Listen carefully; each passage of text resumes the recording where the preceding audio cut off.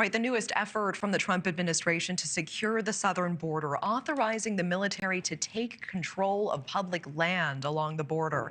A White House memorandum laying out this plan, saying the complexity of the current situation requires that our military take a more direct role in securing our southern border than in the recent past.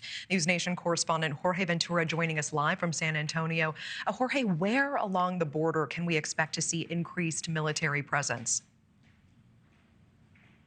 Well, Natasha, under President Trump's executive orders and declaring a national emergency on the southern border, the military's role when it comes to border security continues to expand, whether it comes to land and in sea. Now, President Trump signed a new national security memorandum that will grant the military control of a 60-foot strip of federal land along 3 states, that's California, Arizona, and New Mexico. That piece of land now falls under the jurisdiction of the U.S. military. The goal, the White House says, is for military enforcement on the border and zero unlawful entry inside the United States. This memo does give the Pentagon full authority to build barriers, install detection equipment, and even create what is being called national defense areas along that strip on the southern border, treating it like an active duty military space. The Secretary of Defense has 45 days to assess the first phase and could expand it at any time. That means even more land, more troops, and more federal force possibly coming to the southern border. I spoke with Victor Avila, a retired ICE special agent, who shared why he believes these military resources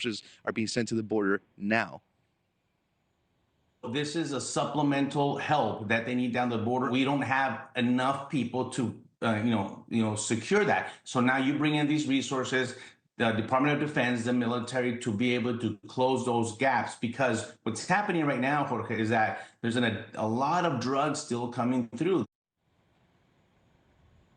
Now, additionally, we have also seen Stryker combat vehicles patrolling the southern border. Those are part of the military's 2nd Stryker Brigade, joining what's being called Joint Task Force on the border. That task force is responsible for coordinating multi-domain operations by air, land, and sea. And Defense Secretary Pete Hegseth back in February did say that the administration's stance is clear, that they'll do it whatever it takes when it comes to reaching 100% operational control on the southern border, Natasha. Yeah, Jorge Ventura live in San Antonio with that tonight. Thank you.